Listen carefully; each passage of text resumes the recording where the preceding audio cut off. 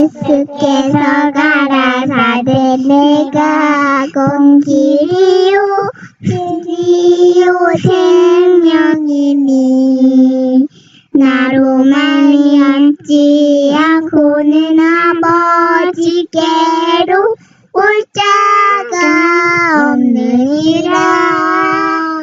요한복음 14장 6절.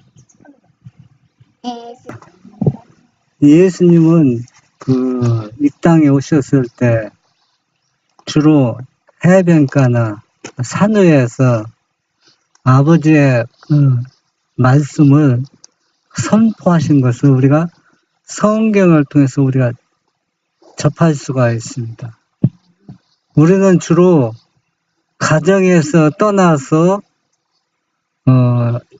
예수님의 그 하신 말씀을 선포하는 일은 아주 희귀할 정도로 거의 없을 정도로 그렇습니다. 근데 오늘 이와 같이 대자연 속에서 예수님을 생각하면서 또 예수님이 그 많은 사람들에게 또 아까 어린아이들에게 좋은 그 설교를 그 말씀을 해주셨는데 그 수천 명에 되는 또 엄청난 그 숫자들이 항상 예수님의 말씀을 듣기 위해서 모였다는 겁니다. 근데 오늘날은 진리를 갈급하여서 예수님을 찾는 사람들이 거의 없을 정도로 이것도 어느 상태면 희귀한 상태가 되어버렸습니다. 예, 오늘은 하나님의 나라를 볼 수 있는 사람, 어떤 사람이 하나님 나라를 볼 수 있는가? 우리가 하나님 나라를 볼 수 있어야 우리가 그곳에 가고픈 마음이 일어나는 겁니다. 그것을 아무것도 모르고 볼 수 없는 사람이 그곳에 가고자 하는 마음이, 갈망이 우리 마음속에서 일어나지 않습니다. 이런 마음이 일어나지 않는다는 것은 바로 뭐냐? 거듭나는데 어려울 수밖에 없다는 얘기입니다. 요한복음 3장 3절에 보면은 예수께서 대답하여 가라사대 진실로 진실로 내게 이르노니 사람이 거듭나지 아니하면 하나님 나라를 볼 수 없느니라. 이 거듭나는 게 매우 중요합니다. 그런데 어떻게 하는 것이 거듭나는 것인지 우리가 좀 말씀을 통해서 생각해 봐야 되는 것입니다. 우리 은별이하고 재린이 거듭나는 것이 무엇일까? 어떻게 하는 게 거듭날까? 좀 어려운 질문이지? 예, 네, 새로 타는 거 맞습니다.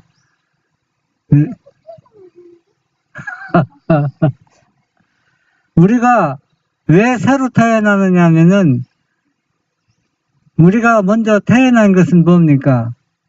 너무 이기심이고 욕심이 많고 배려하는 마음이 너무 결여되었기 때문에 이런 마음들이 전혀 없는 다시 태어나는 것이 바로 거듭나는 것이라 예수님께서 말씀하신 것을 볼 수 있습니다. 신물교훈 48쪽 49쪽에 보면은 많은 사람들은 저희가 하나님께로부터 멀리 떠나 있다는 것을 의식하고 있으며 또 자기 자신과 죄에 대하여 종이 되어 있다는 사실도 알고 있다. 그리하여 그들은 이 같은 상태를 개선하고자 애를 쓰고 있으나 저희 자신을 십자가에 못 박지는 않는다. 그들은 저희 자신을 그리스도의 손에 맡기고 그의 뜻을 행하기 위하여 거룩한 능력을 구하지 않는다. 흔히 예수님을 믿는 사람들은 자기 자신을 어떻게 해요? 잘 모르고 있습니까? 잘 알고 있습니까? 자기 자신 너무 잘 알고 있죠. 내가 지금 이 상태로는 무엇을 얻지 못하겠다. 예, 구원 얻지 못하겠다는 하나님 나라를 도저히 보이지 않는다. 볼 수가 없다. 그건 정확하게 진단하고 판단하고 자기 자신을 잘 알고 있습니다. 그래서 지금은 이 상태에서 뭘 하기를, 좀 벗어나기를 원하고 있습니다. 애쓰군이 애쓰는데 전적으로는 뭐합니까? 노력하지 않는다는 얘기예요. 전적으로 노력하지 않는다는 얘기는 바로 뭐냐면 자기 자신도 예수님이 십자가에 못 박아 돌아가실 때 같이 십자가에 자기 자신을 육에 속한 모든 것을 못을 박아야 되는데 전적으로 누구한테 맡기지 않는 겁니까? 예수님께 맡기지 않기 때문에 그분의 뜻을 행하기 위해서 그분께 구하는 것이 어때요? 구하지 않는다니. 구하는 것은 일부분. 그러니까 희생을 통하지 않고 구하는 것, 그런 것은 잘 구하는데 자기 자신을 온전히 예수님께 바치고 십자가에 못 박는 그런 능력을 요구하지 않는다는 얘기입니다.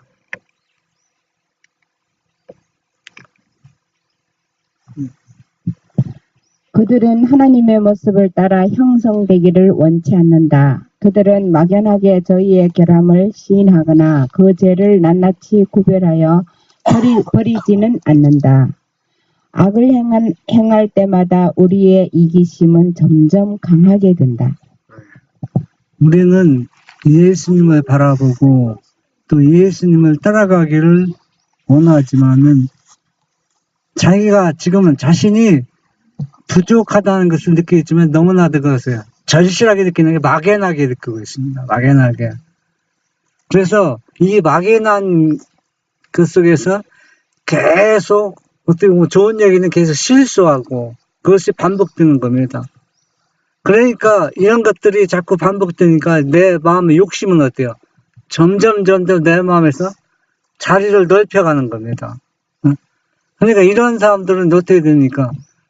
성령을 거스르는 죄를 진다는 얘기예요. 그러니까 회개할 필요성이 있을 때 회개해야 되는데 계속 회개를 하지 않는 것은 뭐니까 결국은 뭐냐면 성령을 거스르는 죄. 그러니까 인자를 거역하면 용서받되 성령을 거역하는 것은 용서받지 못한다는 얘기입니다.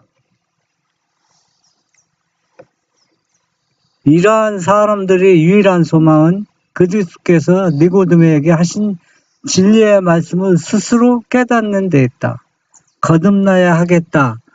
사람이 거듭나지 아니하면 하나님 나라를 볼 수 없느니라. 요한복음 3장 7절 있고 또 3절에도 나온 말씀이 있는데 우리가 이 말씀이 아주 유명해서 우리가 익히 듣고 잘 알고 있습니다. 그런데 이 말씀을 더 깊이 의미를 깨닫고 또 순종하고 실천하기는 쉽지 않다는 얘기입니다. 우리는 니고데모 같은 신앙을 하기를 좋아합니다. 이 니고데모는 오늘날 따지면 그리스도에서 완전히 모범적인 그리스도 생활을 하고 있다고 생각되는 사람들입니다. 그러니까 니고데모도 여러분 잘 알잖아요. 왜 예수님을 밤에 찾아왔고 또 이 니고데모는 하여튼 열심히 누구를 믿는 사람이에요. 하나님을 믿는 사람이며 자기 스스로 많은 의료를 받고 있습니다. 그런데 자기가 자선사업도 많이 하고 또 불쌍한 사람도 많이 도와주고 또 좋은 일 많이 하지만 어딘가 모르게 한 구석에는 항상 뭐가 있어요? 허전함이 있습니다. 그 메꿀 방법이 없어요. 그러니까 그 허전함을 누굴 통해서 예수님을 통해서 해결하고자 밤에 조용히 아무도 모르게 예수님이 찾아온 장면, 그때 예수님이 하신 말씀이 니고데모야 네가 어떻게 해야 되겠다? 거듭나야 되겠다. 이 말씀을 니고데모가 이해가 하셨습니까? 이해 못했습니다. 오늘날 따지면 니고데모는 누구한테? 신학 박사, 또 유명한 목사님, 또 유명한 장로님들. 그런 그 상징적으로 표현이 될 수 있는데, 그런데도 뭘 이 얘기를 이해를 못했다는 얘기입니다.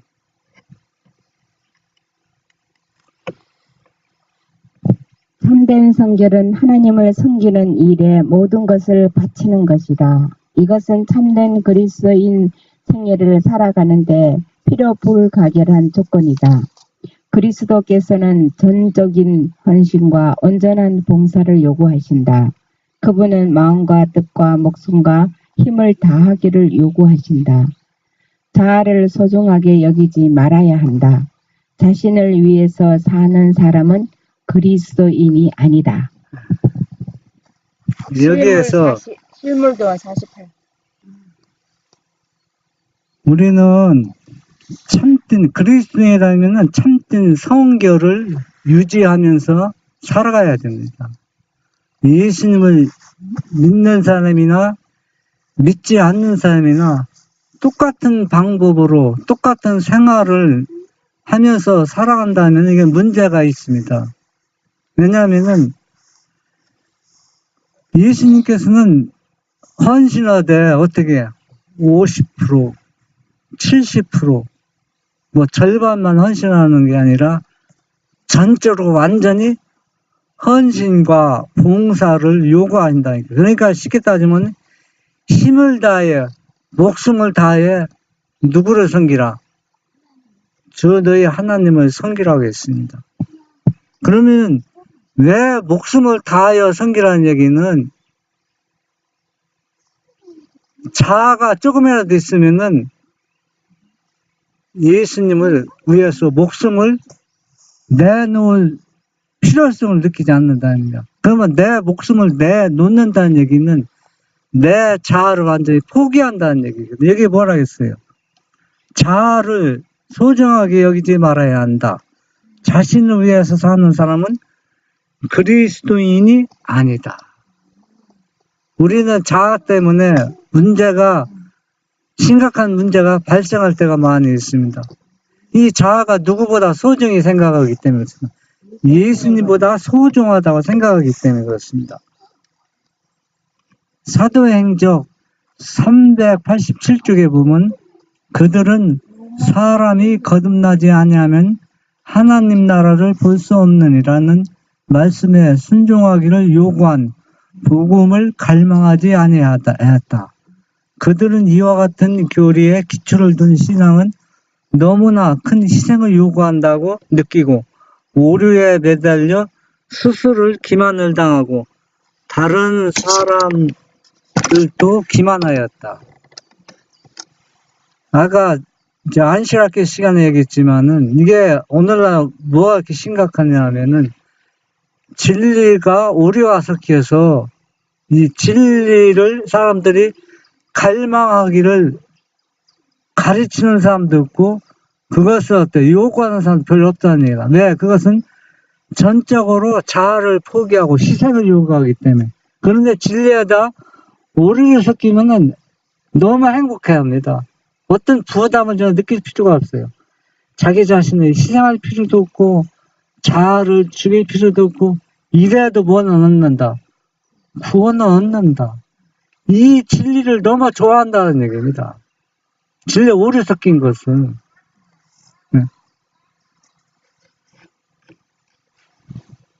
외형적인 신앙으로 마음과 생애의 거룩함을 대신하는 일은 이 같은 유대교사들의 시대에서처럼 지금도 여전히 거듭나지 아니한 자들의 호감을 사고 있다. 그 당시처럼 오늘날도 거짓된 영적 지도자들이 있어서 그들의 교리를 많은 사람들이 열심히 듣는다. 사단은 사람들의 마음을 그리스도를 믿고 하나님의 율법에 순종함으로 구원을 얻는 소망에서 떠나게 하려고 애써 노력한다. 우리가 이 말씀을 유의해야 볼 말씀은 바로 외형적인 신앙을 겁나게 중요시한답니다. 그 유대인들이 의문의 율법을 그 양을 잡아서 제사 지내는 것, 그거는 참 그 당시에는 진리였고 또 거룩한 예식이었고 그 예식을 통해서 지금 누구를 만날 준비입니까? 초림 예수님을 기다리고 있는 겁니다. 그러니까 얼마나 중요합니까? 그런데 그네들이 그렇게 즐겨 행했던 그 신앙들이 예수님 실물이 직접 오셨을 때 그들은 누구를 거절했어요? 예수님. 그러니까 실물을 거절하고 A형적인 게 계속 매달리고 있습니다. A형적으로. 이거는 너무나 모순되잖아요. 그러면 실체가 오셨으면 A형적인 것은 벗어나야 되거든요. 네? A형적이라는 것은 실체가 그 모방한 거거든. 그 실체를 기다리고 맞을 준비되는데 실체가 와도 실체를 외면하고 A형적에 매달리다 보면은 오늘날 우리의 신앙도 그런 모습 속에 있을 수 있다는 얘기입니다. 우리가 외적으로는 열심히 모든 것을 시간도 바치고 전도도 열심히 하고 또 봉사도 많이 합니다. 많이 하는데 거기엔 뭐가 없어요? 그 안에는 진리, 예수님이 없다는 얘기입니다. 예. 왜냐하면 예수님이 없으면은 사람들이 오늘날 그 사람들이 뭐 다 그렇다는 거지만 대부분이 뭐냐면 실제 거듭난 사람들은 거듭났다고 얘기 절대 안 씁니다. 하이프인도 당신은 거듭났다 얘기하지 말라고 했거든. 거듭난 사람은 그들의 행위로 그 열매가 스스로 맺히게 돼서 사람들이 그 사람을 존경하게 되고 그 사람들을 뭐합니까? 존경한다는 얘기입니다.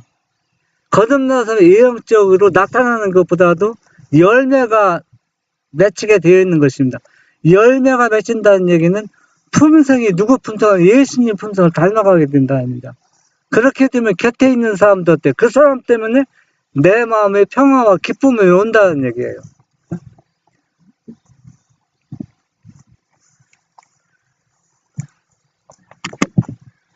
각 시대를 통하여 대적 마귀는 그가 기만하려고 하는 자들의 편견이나 기호를 통하여 유혹한다.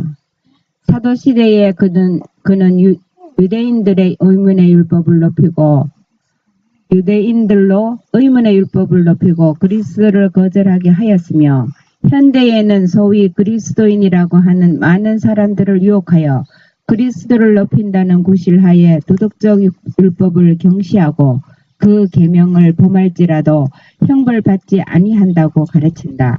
이와 같은 진리의 곡해자들을 확고하고 단호하게 대적하고 진리의 말씀으로 두려움 없이 그들의 오류를 폭로하는 것이 모든 하나님의 종들의 의무이다.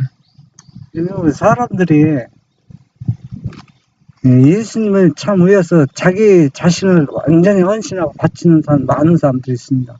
재물적으로 자기의 모든 것을 시간과 그런데도 그 가운데 뭐가 있느냐 하면은 오류가 있다는 얘기입니다. 오류가 진리를 전적으로 받아서 순종하는 것이 아니라 그런데 사단은 그것을 아주 교묘하게 이용한다는 얘기예요. 이용해서 그 사람들 자신들이 그걸 깨닫지 못하게 한다는 얘기예요.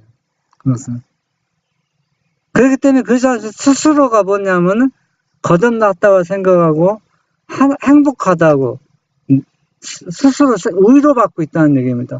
그런데 예수님이 볼 때는 그게 아니라는 얘기입니다. 항상 우리가 사랑을 베풀고 또 자선사업하고 또 봉사하되 원칙에 입각해서 그 일을 하라고 했거든. 원칙이라는 십계명은 율법 안에서 완전히 그 일이 이루어져야 되지 사랑이 아무리 좋은 일을 한다 할지라도 원칙에서 벗어나는 일은 하나님께서 원하지 않는다는 얘기입니다. 그런데 사단은 그것을 교묘하게 그것 조금 벗어나도 괜찮아. 너희가 좋은 일을 하는데 계속 이 일을 봉사하라. 그러면 예수님께서 기뻐하실 것이다. 이 사단의 그 기만에 사람들이 많이 속고 있다는 얘기입니다. 고린도후서 5장 17절에 보면 그런즉 누구든지 그리스도 안에 있으면 새로운 피조물이라. 이전 것은 지나갔으니 보라 새 것이 되었도다. 여러분 이 말씀은 너무나 유명한 말씀이기 때문에 요한복음 3장 16절 못지않게 웬만한 사람 다 이것을 기억하고 있어요. 새로운 피조물. 고린도후서 5장 17절. 그럼 이 말씀은 어떤 의미가 있는지 우리가 또 예인의 심 통해서 한번 찾아보겠습니다. 은혜는 상속으로 물려받는 것이 아님 혈과 육으로 난 옛 본성은 하나님의 나라를 유업으로 받을 수 없다. 옛 방법들, 타고난 경향성들, 그리고 그 전의 습관들을 버려야 한다. 왜냐하면 은혜는 상속받는 것이 아니기 때문이다. 중생은 새로운 동기와 새로운 취미와 새로운 경향성을 갖는 데 있다. 네. 여기 보면은 그리스도 안에 있으면 새로운 피조물이라 우리가 재창조받았으면은 옛날 것을 다 버리고 새 것으로 바꿔야 되는 겁니다. 개선하는 게 아닙니다. 완전히 바꾸는 거예요. 옛날에 부모로부터 유전을 받았던 나쁜 습관이나 또 후천적으로 자기가 계속 실수에 죄를 지어서 굳어졌던 나쁜 경향들 이런 것들도 어때요? 그리스도 안에 있으면 완전히 바꾸는 것을 뭡니까? 중생을 의미한다는 얘기입니다.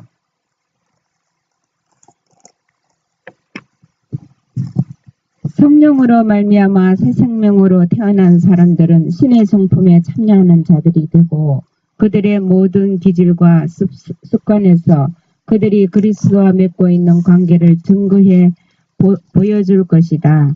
그리스도인들이라고 주장하는 사람들이 그들의 품성과 기질의 선천적인 결함들을 그대로 가지고 있을 때 그들의 자리가 세속적인 사람들의 것과 다를 바가 있겠는가?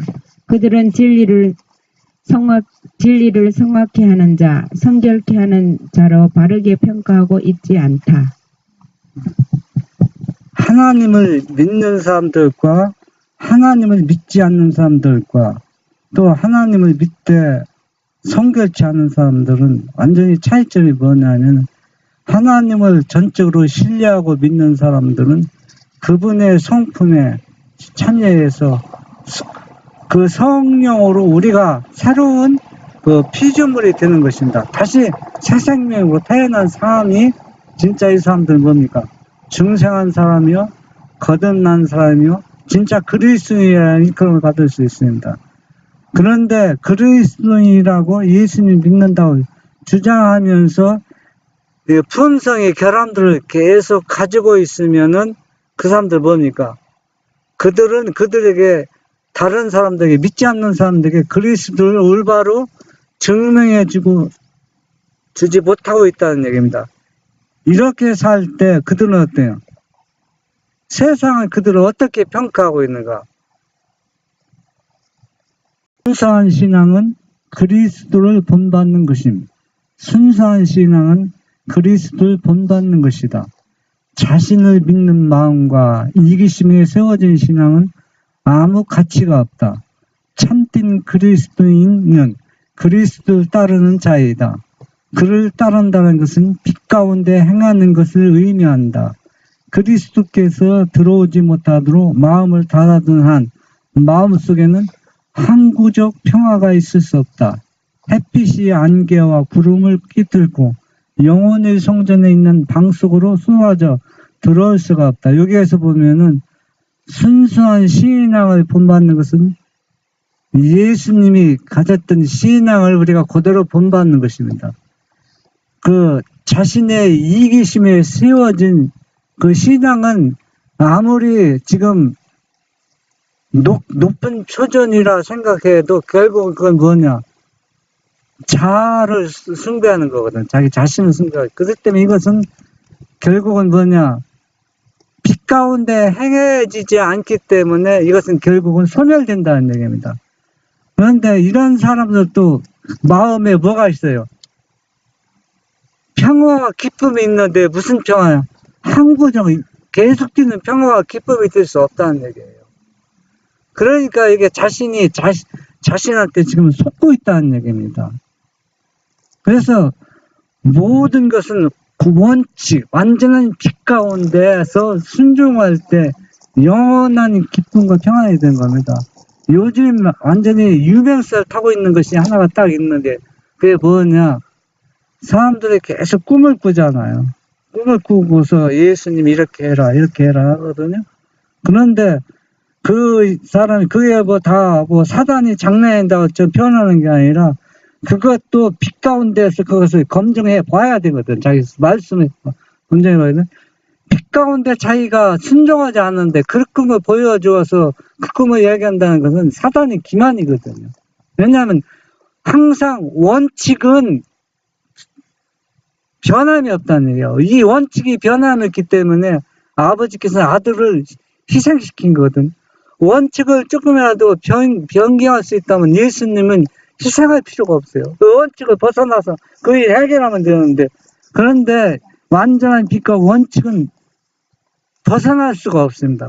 그래서 이 안에서 꿈을 꾸고 모든 것이 행해지면 그것이 진리라는 얘기입니다. 하나님은 죄와 타협하지 않으신다. 순수한 회심은 잘못을 저지르는 유전적이고 배양된 경향성을 바꿔놓는다. 하나님의 종교는 셀 수 없이 많은 씨를 가지고 솜씨와 기술로 짠 질긴 직물과 같다.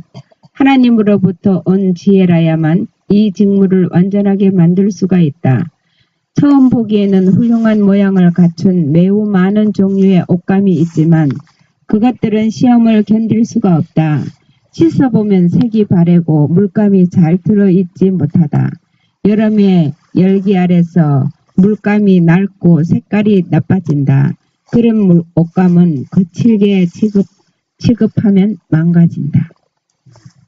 이 하나님께서는 그 활선지를 통해서 그 품성들이 형성되는 것을 그 대구가 옛날부터 유명했지. 뭐로 유명합니까? 대구가 섬유지로 유명하잖아요. 대구가 뭐 세계에서 알아주는 도시입니다. 대구 오면. 그래서 물건을 그 섬유 그 물건 옷을 사러 많이 외국인들이 오고 있는데, 우리도 옷을 살 때 처음에 살 때는 아주 모양이 예쁘고 색깔도 좋고 마음에 들어요. 그런데 잘못된 것은 뭡니까? 빨고 나고 뭐하면 어때요? 금방 표가 납니다. 좋은 품질인지 나쁜 품질인지. 우리의 품성도 처음에는 열차냐고 똑같아요. 준비된 기름을 준비한 5차나 기름을 준비하지 않은 5차나 외형적으로는 달라질 게 없어요. 똑같이 보이는데 어떤 문제가 발생할 때 확 드러난다는 얘기입니다. 우리가 예수님 믿고 열심히 지금 예수님에서 일하고 봉사하고 막 열심히 일하는데, 저 사람 참 믿음이 좋다. 외형적으로는 그렇지만은 어떤 자기가 어떤 큰 희생을 요구할 때는 딱 그 품성이 드러나는 거예요. 그러니까 잘못 짜여진 뭡니까? 옷감처럼 나중에는 그 문제가 드러나게 된다는 얘기입니다. 많은 종교들이 이와 같다. 실현이라는 시험이 닥치면 품성의 시와 날이 견디지 못할 것이며 그것을 이루고 있는 재료들은 무가치하게 된다. 새 헝겊으로 낡은 천을 기우려는 노력은 일의 상태를 호전시키지 못한다. 이는 옛것의 낡은 재료가 새것 때문에 찢어지고 깊기 전보다 더 크게 찢어지기 때문이다. 기워서 될 일이 아니다. 단 하나의 방법이 있다면 낡은 옷을 아주 없애버리고 전혀 새로운 것을 구하는 방법밖에 없다. 여러분들은 그 경험하시는지 모르겠는데, 제가 초등학교 다닐 때는 이 나이론 옷이 아니 그 화이트석 거기 안 되는 거 쭉 보면 있어. 화이트석에 5장 17절 고린도후서. 예.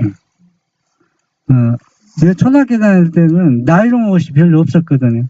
그래서 옷이 금방 찢어져요. 찢어지면은 옛날에는 그 바늘 천으로 찢어진 부분을 이렇게 바늘로 꼬매서 입었어요. 양말도 지금은 찢어진 버려. 옛날에는 양말도 다 왔대요.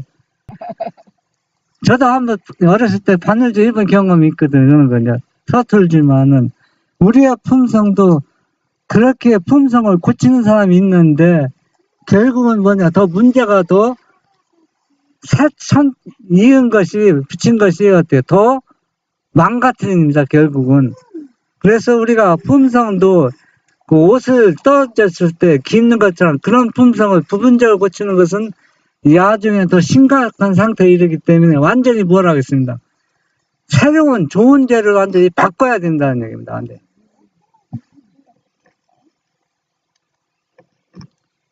그리스도의 계획은 하나밖에 없는 안전한 계획이다.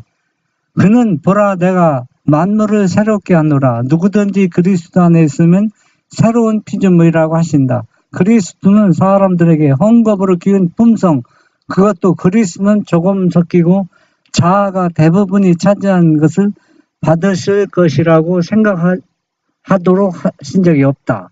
이것은 라오디아 교회의 상태다. 이것은 바로 뭐냐?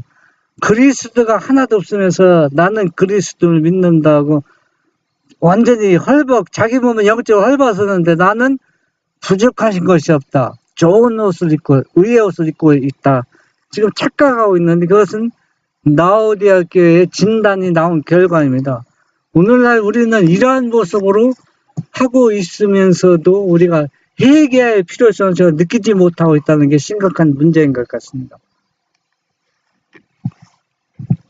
처음 보기에는 일부는 자아로, 일부는 그리스도로 이루어진 것 같이 보인다. 그러나 곧 그것은 모두 다 자아요. 그리스도는 조금도 없다.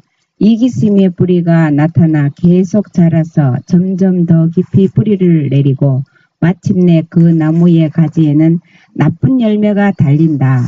그리스도는 기워 맞춘 이런 품성을 가진 모든 사람을 긍휼히 여기는 마음으로 바라보고 계신다. 그런 품성을 가진 사람들은 그리스도와 맺는 관계가 아주 약해서 전혀 가치가 없다. 여기 보면은 그리스도를 믿는 사람들은 자아가 일부는 있고 또 시계 때문에 우리가 표현하면 자아는 한 10%, 그리스도는 90%. 이렇게 이런 상태는 영적으로는 모범적이고 저 예수님을 잘 믿고 예수님을 잘 드러나고 있는 것처럼 보일지 모릅니다. 그러나 진리의 말씀을 비춰보면 여기에 보면은 그리스도는 1%도 없고 다 뭐라 했어요? 자아라 했습니다. 왜 자아라고 했냐면 99%도 예수님이 믿고 1%만 자아라도 결국 그 사람이 멸망당하기 때문에 선이 없는 겁니다. 그렇기 때문에 완전히 진리해야 된다는 얘기입니다. 이 시대. 이게 얼마나 중요하면 이 시대는 셋째 천사의 기별을 선포하는 이 시대에는 전에는 셋째 천사의 기별이 주어지게 되면 받은 바 빚대로 순종하면은 그것이 어때요? 구원이 성립이 되지만 지금 시대는 성립이 안 된다는 얘기예요.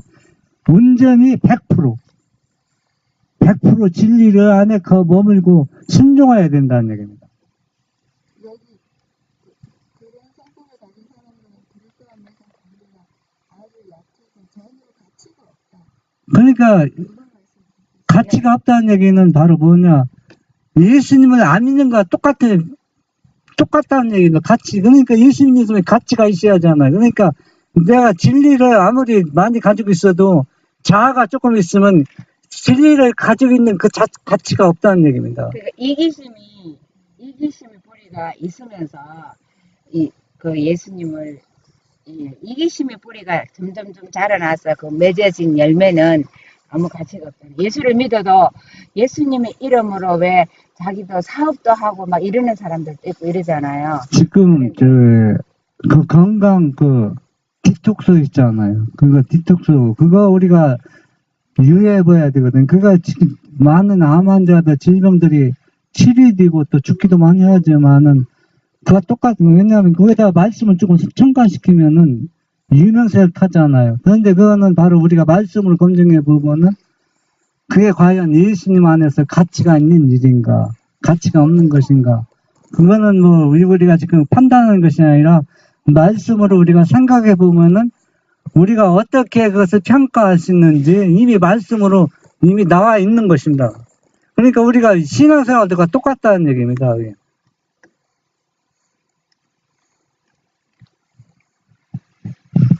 헝겊으로 기운 품성은 간압함을 받지 못함. 기운 신앙은 하나님께 아무 가치가 없는 신앙이다. 그분은 온 마음을 요구하신다. 그 중에 어떤 부분도 유보해 두어서는 안 되며 그것이 유전적인 것이든 배양된 것이든 간에 악으로 기울어지는 성향의 발전에 도움이 되어서는 안 된다. 거칠은 것, 가혹한 것, 자부심이 강한 것, 이기적인 것, 자신의 이기적 관심에는 주의를 기울이지만 다른 사람이 이기심 없이 행하기를 열렬히 바라는 것은 하나님께 가증한 신앙이다. 많은 사람이 바로 이런 경험을 매일 하고 있지만 그것은 그리스도의 품성을 잘못 나타내는 것이다. 만약에 제 말씀하는 걸 잘못 오해할 소지가 있거든요. 그것에 진리가 100% 진리가 있어요. 진리가 있어. 그치? 진리가 없으면 내가 가기 싫어도 안 가면 돼요. 내 말이 안 맞으면 보기 싫은 사람도 있으니까. 근데 진리가 그것에 100% 있으면은 그곳에 가면은 내가 진짜 보기 싫은 사람이 꼭 있단 말이에요. 그러면은 그럴 때 우리가 어떻게 해야 되느냐, 그때 말씀으로 비춰볼 때. 그러면은 사단은 자꾸 뭐라 하냐면 너 거기서 뭐 가니, 너 보기 싫은 사람 있잖아. 거기서 가지 마. 자꾸 사단이 유혹한단 말이에요. 그러면 이때 우리의 신앙은 어떻게 해야 되는 거예요? 그러니까 이런 것들을 우리가 딴 거는 쉽게 고칠 수 있는 게 많이 있어요. 그런데 어떤 거는 진짜 아무리 노력하고 안 고쳐지는 거 있잖아요. 잘 고치기 힘든 거 있잖아요. 자기 자아나 그런 것들은 유배해 두어서는 안 된다는 얘기예요. 그것을 지금 어때요? 생각났을 때 바꿔야 된다는 얘기는 이런 것들 바꾸지 않고 계속 신앙생활하는 것을 예수님이 뭐라 했냐면 하나님께 뭐라 했어요? 가증한 신앙이라는 얘기입니다. 이런 것을 매일 경험하고 있으면 예수님을 잘못 나타나고 있다는 얘기입니다. 이런 것들이 바로 뭐냐? 헝겊으로 기운 품성을 계속 가지고 있으면서 하나님께서 이런 사람들을 절대 뭐합니까? 간압함을 받지 않는다는 얘기입니다. 마태복음 5장 29절 30절을 보면은 이제 예수님께서 제가 하는 설교를 가만히 보면 더 강도 높게 지금 예수님께 말씀하고 있어요. 계속. 마태복음 29장 30절 보면 만일 네 오른 눈이 너로 실족해 하거든 떼어내 버리라. 네 백체 중 하나가 없어지고 온몸이 지옥에 던지오지 않는 것이 유익하며 30절에 보면 또한 만일 네 오른손이 너로 실족해 하거든 찍어내 버리라. 네 백체 중 하나가 없어지고 온몸이 지옥에 던지오지 않는 것이 유익하니라. 그러니까 예수님께서는 계속 지금 거듭나야 된다는 것을 말씀하면서 계속 그것을 어때요? 진리대로 순종하지 할 때 지금 이제 여기에서는 뭡니까? 네 오른손이 어때요? 잘못하면 뭐라고 했어요? 빼버리고 네 오른손이 잘못하면 잘라버리라는 얘기입니다. 얼마나 강도 높게 지금 말씀하고 있는 겁니까? 그러면 이 말씀은 우리가 어떻게 이해하고 받아들여야 되는가? 화요일부인의 글을 통해서 우리가 한번 찾아보겠습니다. 현재 잘못을 바로잡기에 너무 늦지는 않았다. 시간을 속량함으로 지나간 가오에 대한 그대의 회개를 나타내라. 그대가 남에게 잘못한 데 대해서는 그대의 마음속에 떠오르는 대로 보상하라. 이것이야말로 하나님의 용서하시는 사랑에 대한 그대의 유일의 소망이다. 그것은 마치 오른 눈을 뽑아내고 오른팔을 잘라내는 것과 같은 것이나 이 이상의 다른 길이 그대에게는 없다. 그대는 반복해서 노력했지만 돈을 사랑하기 때문에 그대는 실패를 하였는데 그 중에 어떤 돈은 아주 정직하게 번 것이 아니다. 네, 우리가 이렇게 해서 여럿이 모였을 때 저 사람이 내가 좀 싫어하는 사람이기 때문에 무슨 얘기하면 좀 언짢게 얘기하잖아요. 그러면 계속 그 생각이 나잖아요. 생각났을 때 뭐라 얘기하라는 얘기는 전화해서 내가 그렇게 해서 내가 미안하다고. 그렇게 하지 않으면 해결할 방법이 그렇게 하는 것이 바로 눈을 빼버리고 손을 잘라버리는 거라는 얘기입니다. 그거 진짜 하기 싫잖아요. 자존심이 얼마나 상합니까? 예? 생각났을 때 그것을 해결하라는 얘기입니다. 그것이 바로 눈과 팔을 잘라버리는 거라는 얘기입니다. 그게 쉽지는 않죠. 예?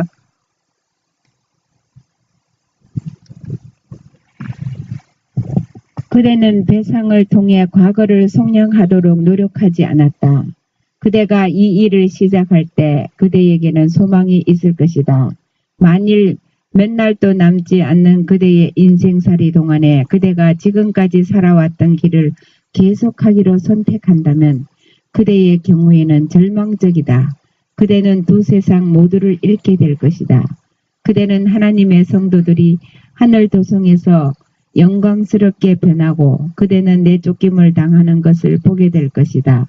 그대는 무한하신 대가를 지불하고 그대를 위해 사스되 그대가 이 땅의 부귀를 얻기 위해 팔아버릴 정도로 그 가치를 별로 인정하지 않는 그 고귀한 삶에 전혀 참여하지 못하게 될 것이다. 삼정은 550.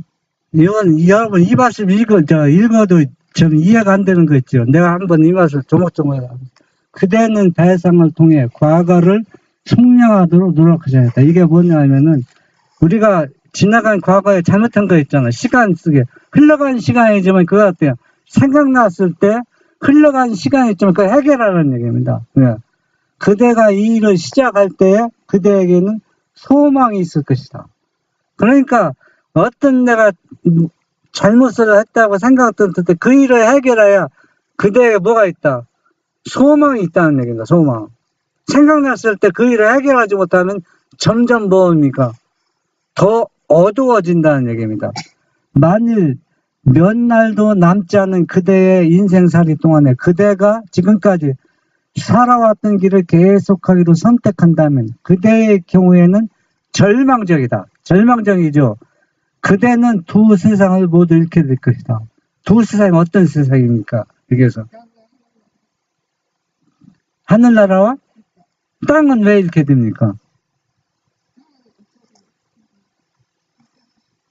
아니 그런 의미도 포함되지만은 그러나 더 성경 말씀을 가까이 접근해 보면은 하늘나라는 이미 어때요?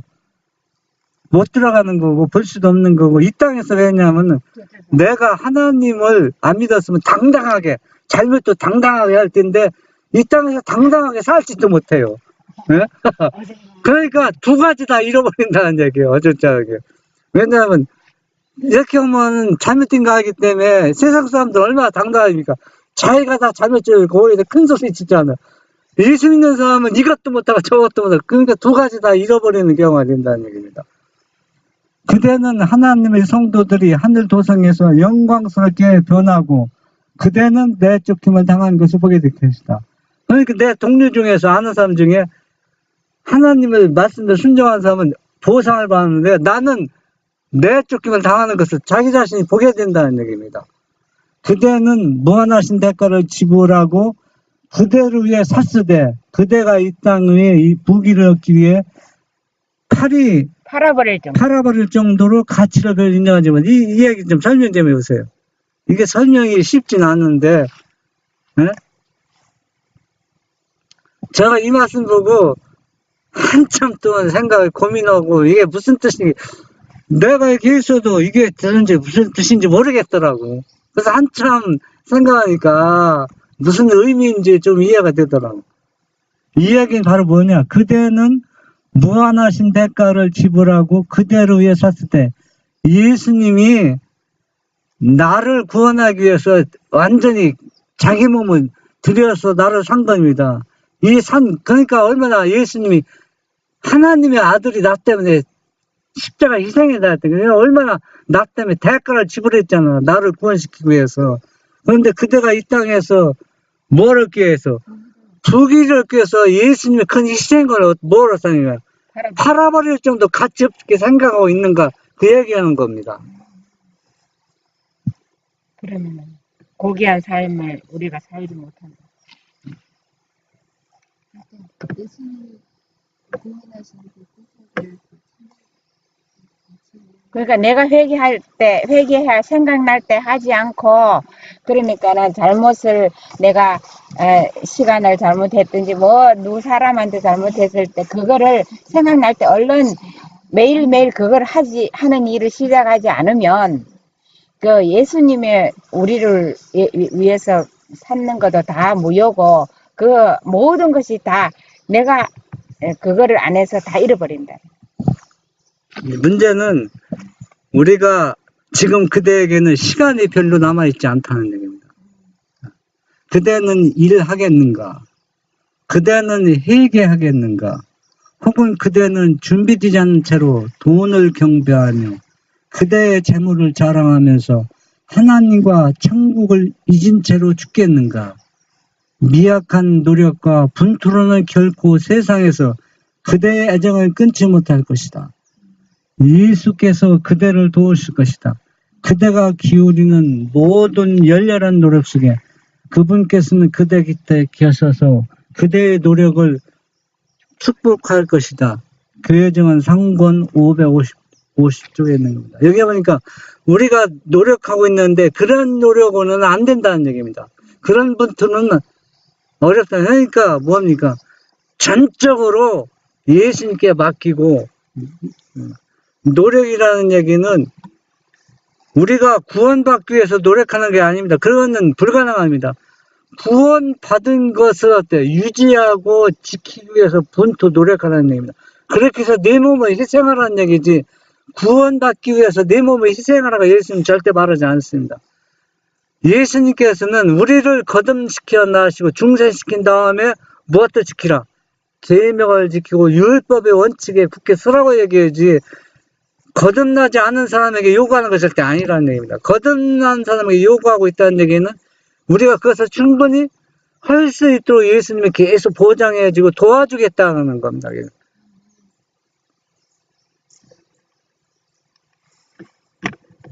그대는 열렬한 노력을 기울여야 하며 그렇지 않을진대 그대는 멸망을 당할 것이다. 내가 그대에게 경고하노니 결코 한순간도 지체하지 말라. 바로 지금 시작하라. 그대는 오랫동안 그대의 탐심과 작은 거래들을 통해 그리스도인의 이름에 수치를 돌려왔다.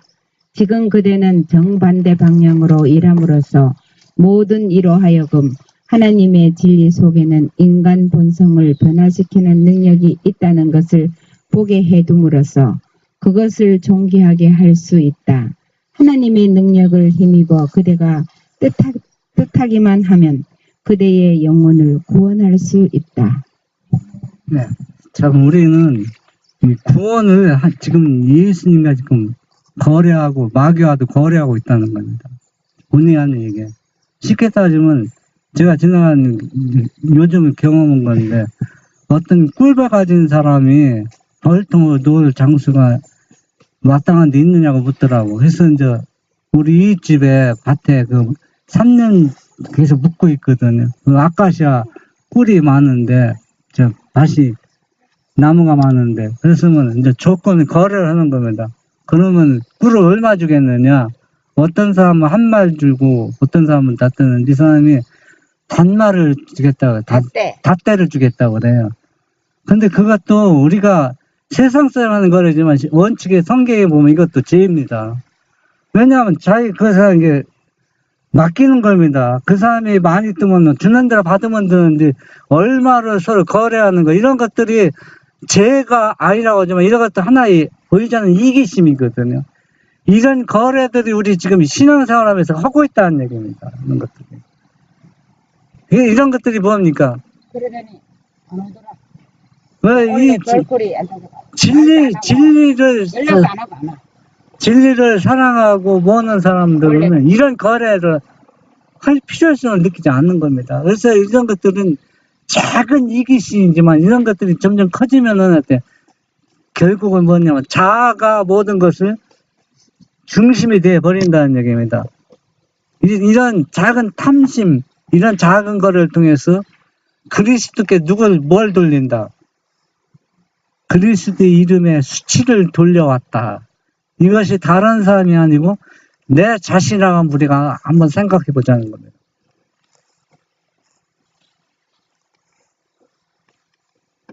그래서 오늘 이 말씀을 통해서 우리는 참 연약하고 부족하지만은 이 연약함과 부족한 속에서 우리가 내 잘못이 드러나고 생각났을 때, 기억할 때 가장 중요한 그때 그것을 해결하자는 겁니다.